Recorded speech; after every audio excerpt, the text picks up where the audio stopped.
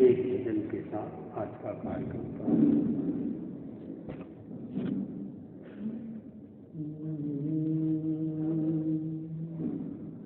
भाव का वेदन हो, चंचल तूफान हो,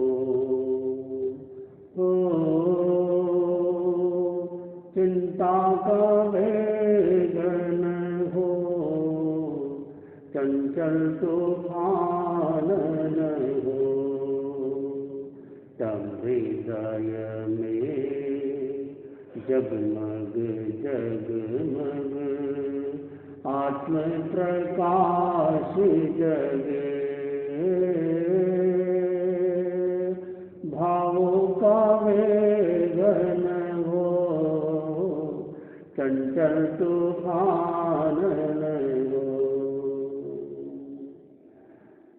सागर में नैया रहती सुरक्षित, जब तक तूफान न हो। सागर में नैया रहती सुरक्षित, जब तक तूफान न हो।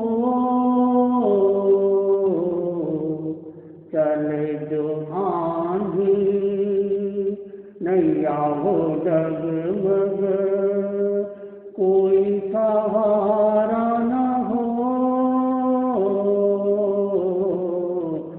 भावों का वेगन हो, चिंता का वेगन हो, चंचल तूफान हो, तब हृदय में जगमग जगमग आत्म प्रकाश जगे। भावों का वेगन हो, चंचल तूफान हो, दर्पण में मूरत दिखे न तब तक, दर्पण स्वच्छ न हो। दर्पण में मूरत दिखे न तब तक, दर्पण स्वच्छ न हो। आत्मा का दर्शन होवे न तब तक, हृदय की शुद्धि न हो। भावों का वेगन हो, चिंता का वेगन हो, तब हृदय में जगमग जगमग आत्म प्रकाश जगे।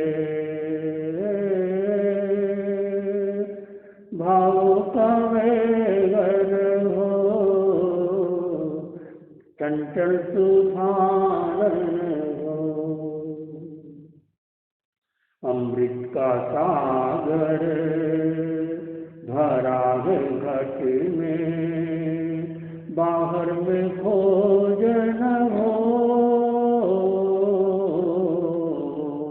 अमृत का सागर भरा है घट में, बाहर में भोजन हो।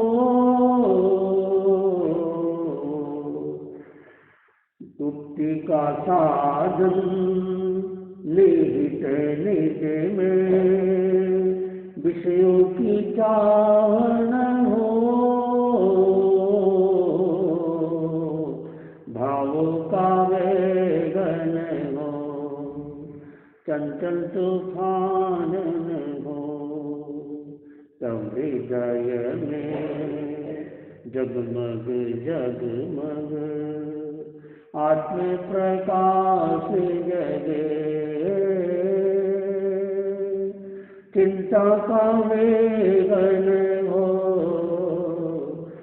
चंचल तूफान हो तब हृदय में जगमग जगमग आत्म प्रकाश जगे हो।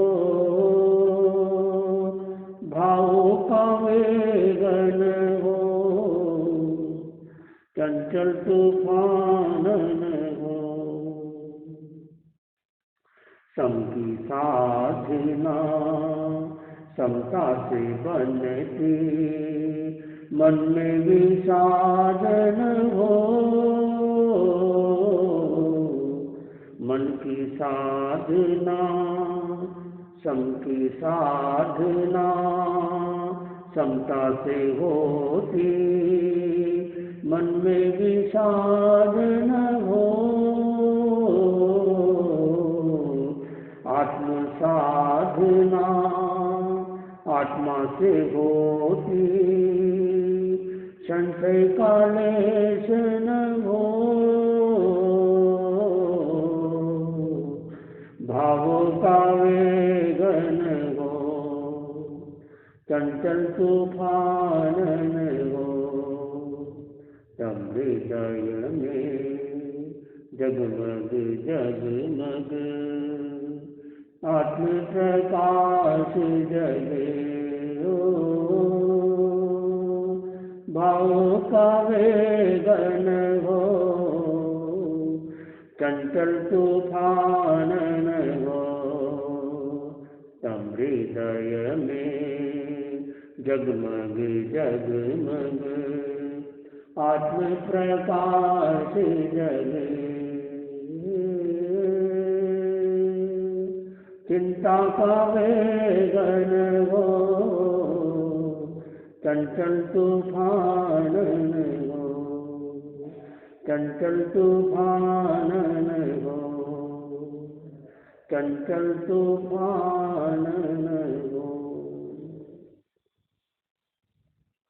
श्रद्धा से नमन करे हम तेरा अनुसरण करे हम पल पल में स्मरण करे हम महावीर स्वामी महावीर स्वामी।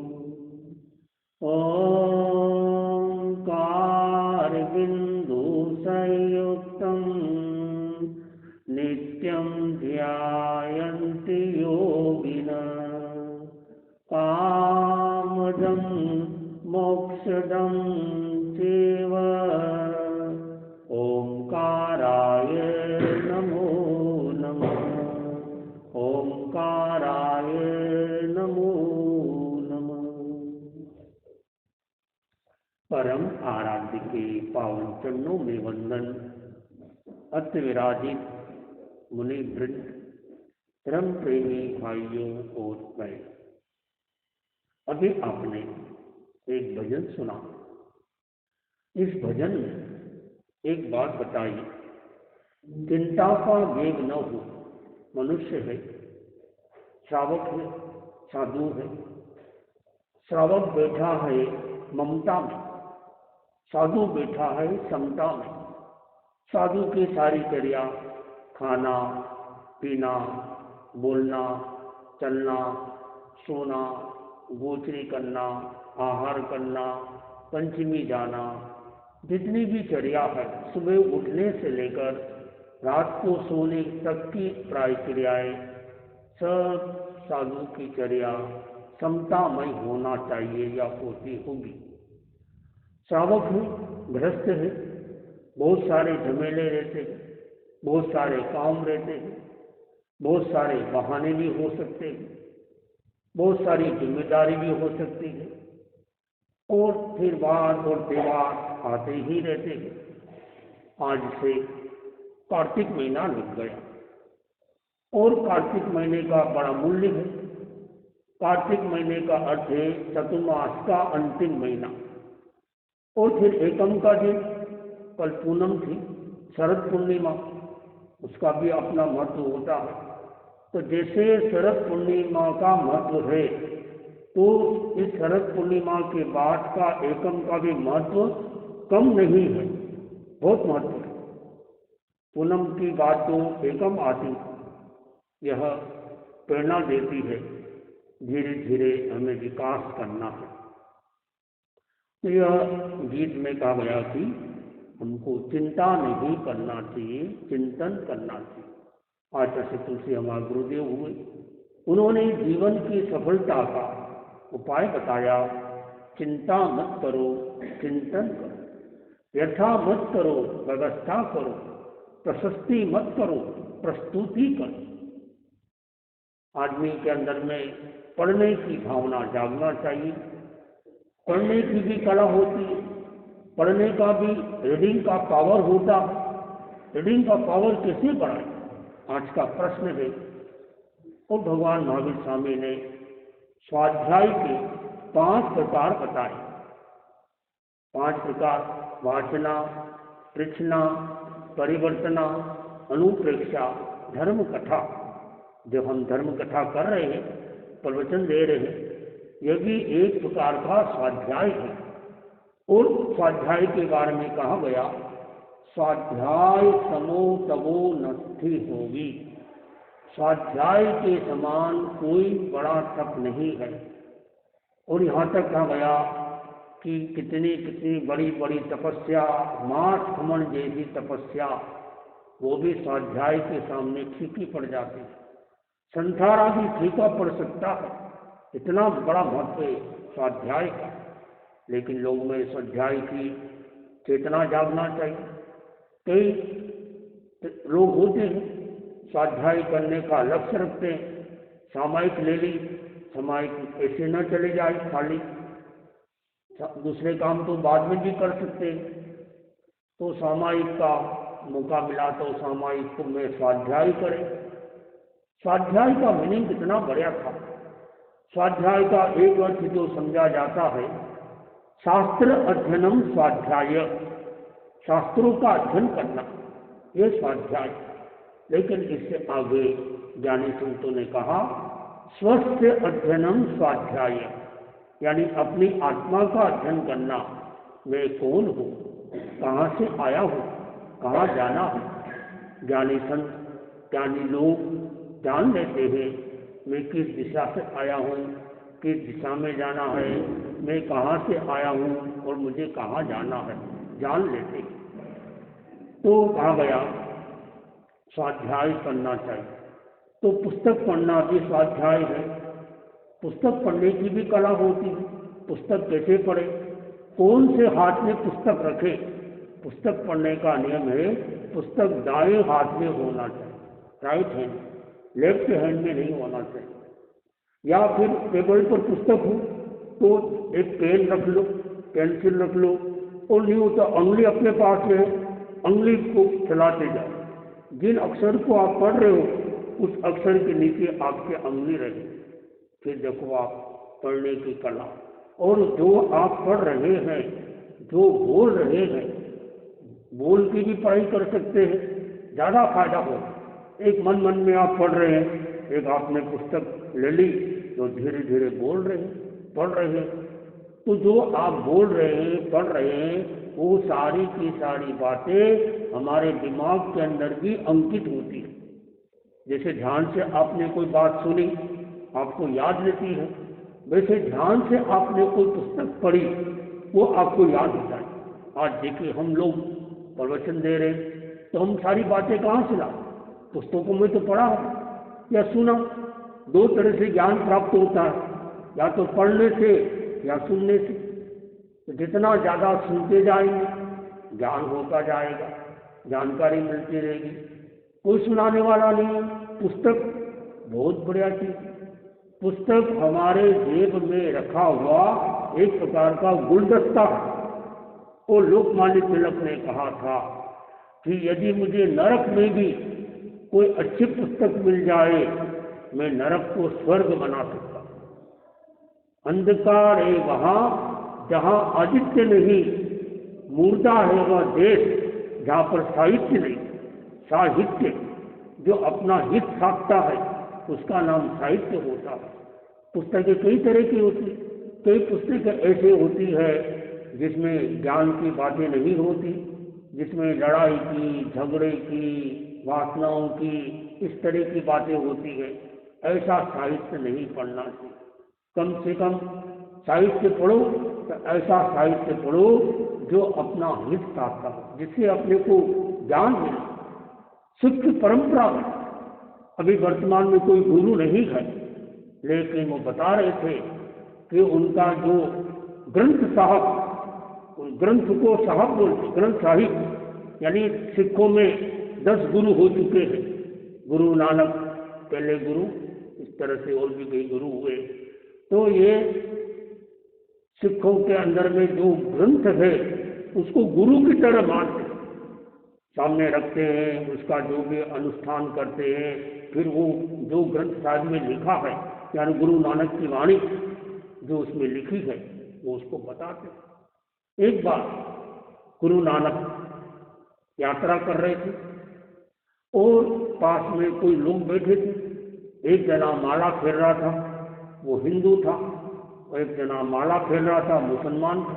दोनों माला फेरते, दोनों में अंतर है। देखिए, जैसा काम हिंदू करता है उससे उल्टा काम, उससे अपोजिट तरह का काम वो मुस्लिम करता है। जैसे माला फेरता है हिंदू तो माला के मन के अंदर डालता है, और मुस्लिम होता है माला के मन के बाहर डालता है, यानी वो एक तरह से उल्टी माला फेरते हैं। तो झगड़ा होने लग गया। हिंदू बोला मैं सही हूँ, मुस्लिम बोला मैं सही हूँ। गुरु नानक ने कहा झगड़ा मत करो, हिंदू भी सही है, मुस्लिम भी सही है। वो कैसे? हिंदू कहता है मेरे अंदर में यह शांति आ रही है, प्रेम आ रहा है, मन शांत हो रहा है, अच्छाई आ रही है। मुस्लिम कहता है मेरे अंदर से क्रोध जा रहा है, मान जा रहा है, माया जा रही है, लोभ जा रहा है, यानी बुराई जा रही है। ये तरीका। तो इस तरह से उनके धर्म में यह उस पुस्तक को बड़े सम्मान के साथ, आज भी हमारे धर्म संघ में या जैनों में, सभी संप्रदाय में ले लो, आगम की पुस्तकों को बहुत संभाल के रखते हैं, अच्छी तरह से रखते हैं, और कहते घर में अगर आगम की पुस्तकें हैं तो बड़ी पवित्र पुस्तकों मानकर, या घर में एक तरह से उनका रखना भी बड़ा अच्छा मानते हैं। और पुस्तक पढ़ ली तो और अच्छा रहता। एक आदमी घर में गया, घर में जाने के बाद उसने बोला नाश्ता करने के बाद कि भाई साहब ये जो पुस्तक पढ़ी है ना, ये पुस्तक तो है डिक्शनरी, और ये जो पुस्तक पढ़ी है वो धर्म की पुस्तक है। दोनों पुस्तक पे कवर चढ़ा हुआ। आप घर में पहली बार आए, कभी आप घर में देखा ही भी नहीं, और आपको कैसे ज्ञान हो गया कि ये पुस्तक तो डिक्शनरी है और ये पुस्तक धर्म की पुस्तक है? बोले सीधी सी बात है, पुस्तक को ध्यान से देखो। जो पुस्तक डिक्शनरी है साफ सुथरी है, उस पर रजे नहीं है, उस पर कचरा नहीं है, वो साफ सुथरी नई जैसी लगती है। और जो दूसरी पुस्तक जो धर्म की पुस्तक थी और उस पर कभी आपने काम में लिए ही नहीं, वो पड़ी है, उस पर जाले बनने लग गए, उसके ऊपर में कचरा आने लग गया, उसके ऊपर में मिट्टी आने लग गई, तो दूर से ही लग गया कि ये पुस्तक धर्म की है और ये पुस्तक डिक्शनरी है, शब्दकोश है। शब्दकोश बार बार काम आता है। ये भी पुस्तक का तो पाठन करना, पुस्तक पढ़ना। आप लोग रात को सोने के पहले पुस्तक पढ़ के सोइए। आप तो पुस्तक कैसे पढ़ना? तो दाएं हाथ में पुस्तक हो, प्रकाश कहाँ से आए? सामने से प्रकाश नहीं आए। लाइट जो है पुस्तक पढ़ने के लिए, जैसे अब सामने सूरज है और आप इधर सूरज मुंह करके खड़े हो जाओगे पुस्तक पढ़ने के लिए, आंखों के लिए अच्छा नहीं, वो दिशा आपकी गलत हो जाएगी। उससे उल्टे खड़े रहो, जैसे आप बैठे ऐसे। अगर ये पुस्तक पढ़ते तो प्रकाश किस पे जाएगा? पुस्तक पे जाएगा। आंखों पे प्रकाश नहीं जाना चाहिए, आंखों पे लाइट नहीं जाना चाहिए। लाइट जाना चाहिए पुस्तक के ऊपर, पुस्तक मस्तक बन जाए। देखो कितनी बड़ी बात, कंठस्थ बुद्धस्थ बन जाए, केवल कंठस्थ नहीं, कंठस्थ के साथ में बुद्धस्थ भी होना चाहिए, ज्ञान बुद्धि में भी आ जाए। तो वो पुस्तक पढ़ना चाहिए दाएं हाथ में, प्रकाश आए या तो सामने से ना आए, पीछे से आए, या फिर एक साइड से राइट साइड से आए, लेफ्ट साइड से ना आए, इसका भी नियम है। लेफ्ट साइड से प्रकाश ना आए, इमरजेंसी की अलग बात है, और प्रकाश सामने से ना आए। पुस्तक को कितनी दूर रखना, कई लोग पुस्तक को यहाँ रखते, इतना पास बहुत पास में रखते, कई लोग बहुत दूर रखते, दूर तो पढ़ ही नहीं पाओगे, पुस्तक ज़्यादा निकट रखोगे आपको तो नुकसान होगा।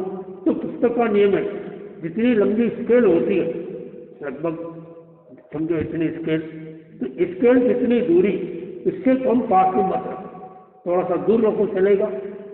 तो इस तरह से पुस्तक को भी दाएं हाथ में रखना, उंगली घुमाते रहना, पेन डायरी अपने पास रखो। कई बातें ऐसी आती है, अगर उसमें मार्किंग कर सको पेंसिल से मार्क कर लो, या उस समय नोट कर लो, या इस तरह से पुस्तक को लगातार कितनी देर पढ़ना, आधे घंटे से ज़्यादा पुस्तक नहीं पढ़ना। आधा घंटा हो गया, पुस्तक को रख दिया, 2 मिनट के लिए बहुत दूर देख सको उतना दूर देखो, लगातार पास में देखोगे। देखिए जो व्यक्ति ज़्यादा पुस्तक पढ़ता है उसको दूर देखने के लिए चश्मा लगाना पड़े, क्योंकि उसने आँख की पास वाली देखने वाली आँख का तो प्रयोग किया, लेकिन दूर का प्रयोग कम किया। जो लोग दूर देखते हैं, ड्राइवर आदि गाड़ी यहाँ चलाते हैं, वो दूर देखते हैं, तो उनको पुस्तक पढ़ने के लिए चश्मा लगाना पड़ेगा। तो लगातार आधा घंटा आपने पुस्तक पढ़ ली, उस पुस्तक आधा घंटा पढ़ने के बाद में 2 मिनट तक बहुत दूर देखो, हो सके तो हरियाली को देखो, हरियाली खुशहाली। तो चश्मा भी कहीं कहीं जरूरी बन सकता है, कोई बात गलत नहीं है, ये चश्मा है दृष्टि दोष को दूर करता है। लेकिन कई लोग होते हैं जिसमें दोष दृष्टि होती है, जवानी